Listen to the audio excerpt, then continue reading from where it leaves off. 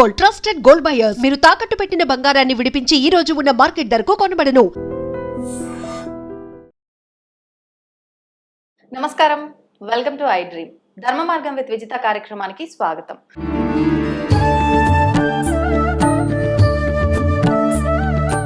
ప్రస్తుతం మనతో పాటు ఉన్నారు 109 బాబా సంత్ సదానందగిరి బాబాజీతో మాట్లాడి మరిన్ని విషయాలు తెలుసుకుందాం. స్వామీజీ, ఒక శ్లోకమా అది మంత్రమో తెలియదు, నేను అది కరెక్ట్ గా చెప్తున్నానని కూడా నేను అనుకోను, కానీ నేను మీకు చెప్పగలిగే ప్రయత్నం చేస్తా. మంత్రం మనన ఇతిత్రాయ అని చెప్పి ఏదో ఉంటుంది కదా, అంటే దాన్ని బట్టి మంత్రం అనేది మనం లోపలనే మనన చేస్తూ ఉండాలి ఎప్పుడు అని అర్థం చేసుకోవాలా? ఏం అర్థం చేసుకోవచ్చు?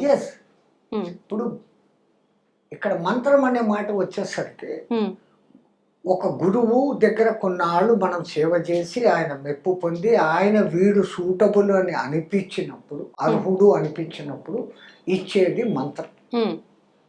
మంత్రం మామూలుగా ఇవ్వబడదు, ఒక బీజాక్షరాలతో కలిపి ఇవ్వబడదు. బీజ అక్షరం, దాని పేరు చూడండి ఎంత గొప్పగా ఉందో. అక్షరం అంటేనే నాశనం లేదు, బీజం అంటే గింజ. నాశనము లేని గింజను ఆయన మీ కర్ణస్థం అంటే మీ చెవులో వేస్తున్నాడు, దాన్ని మీరు కంఠస్థం చేస్తున్నారు. బయటికి చెప్పినప్పుడు ఇటు పోయేసింది బయటికి, అది మనస్సులోనే చేస్తున్నప్పుడు కంఠం నుంచి అది మీ హృదయ క్షేత్రంలో పోయి పడుతుంది. ఆ గింజ మీ హృదయ క్షేత్రంలో పోయి పడుతుంది.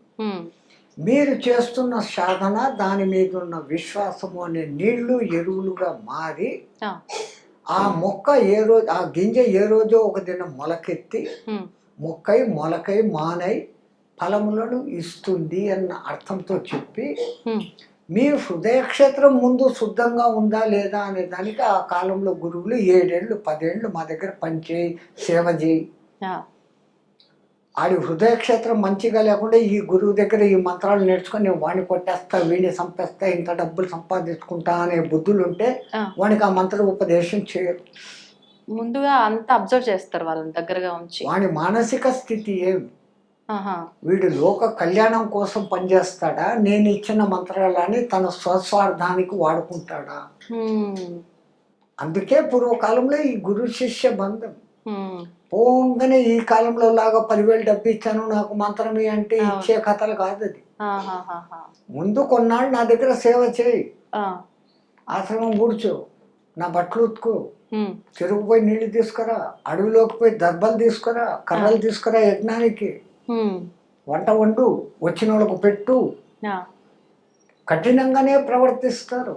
దీన్ని బట్టి శిష్యుడు గురువుని ఎంచుకోవడం కాదు, గురువే శిష్యుని ఎంచుకోవాల్సిన పరిస్థితి ఉంది. ఎంచుకుంటున్నాడు గురువు. తన దగ్గర 10 మంది వస్తారు. ఆ 10 మంది యొక్క మెంటాలిటీస్ ఏమనేది గురువు ఇట్లా అబ్జర్వ్ చేస్తాడు. ఏం గురువు నాకే ఎప్పుడు చెప్తా, వీడి కోపిష్ఠుడా, వీడి కోపం తగ్గేంత వరకు వీడికి చెప్పకూడదు. ఇంకోటి అత్యాసపరుడు, ఎక్కువ తినేవాడు ఉంటాడు, వాడిని అబ్జర్వ్ చేస్తాడు. ఒరే ఎక్కువ తింటే నీళ్ళు సోమార్తనం పెరుగుతుందిరా, సాధన చేయాలంటే ఒక లిమిట్ గా ఉండాలిరా అని మెల్లమెల్లగా నేర్పించి వాడిని ఒక లైన్కు తీసుకురావాలి. ఇదంతా అయ్యి వాడు అర్హుడు అంటే వాని హృదయ క్షేత్రం ఇప్పుడు శుద్ధంగా ఉంది. అపవిత్ర భావనలు ఎప్పుడూ లేనప్పుడు వాని క్షేత్రం, హృదయ క్షేత్రం శుద్ధం. క్షేత్రం బాగుంటేనే కదా విత్తనం మొలుస్తుంది. విత్తనం ఎంత శక్తివంతమైనది అయినప్పటికీ అది మొలవాలంటే క్షేత్రం కూడా బాగుండాలి. ఈ రెండింటి కలయిక అయినప్పుడు అందుకే దాన్ని బీజాక్షర సమాయుక్త మంత్రము అని అంటారు. అందుకే ప్రతి మంత్రానికి ముందు వీటన్నిటికీ మూలమైన అక్షరాలకు మూలాక్షరాలు అకార ఉకార మకారాలు కాబట్టి ఔంకారంతోనే ప్రతి మంత్రము ఉంటుంది. ఔంకారం లేని మంత్రం మీకు ఎక్కడా కనపడదు కదా. కొన్ని చోట్ల ఈ ఔంకారంతో కలిపి అక్షరాలు, కొన్ని చోట్ల లేకుండా. పంచాక్షరి శివుడిది, అవును, ఔం నమ శివాయ అంటాం. అప్పుడు దాని పేరు ప్రణవ పంచాక్షరి, ప్రణవ సహిత పంచాక్షరి. ఔం నమో నారాయణ అన్నప్పుడు ఔం అక్కడ కౌంటింగ్ అష్టాక్షరి. అవును.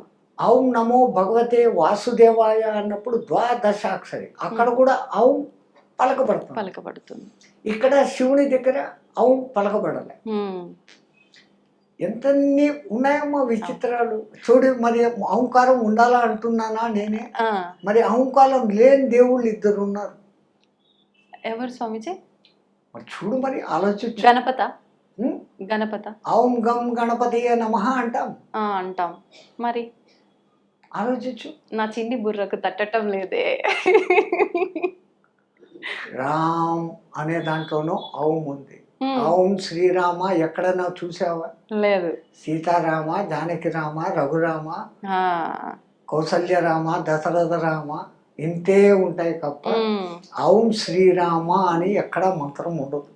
అవును అవును. ఒకటికి చెప్పా, ఇంకోడు ఉన్నాడు. ఇంకెవరు?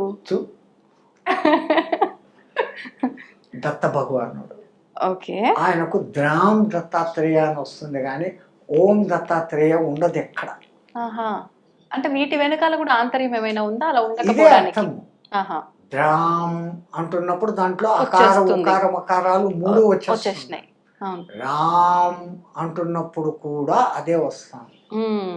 అందుకే హనుమంతుల వారు ఈ ఏకాక్షర రామ్ రామ్ అంటే ఔం అనేది రోమాల్లో నింపుకోబట్టి అంతటి శక్తిమంతుడు అయిపోయినాడు.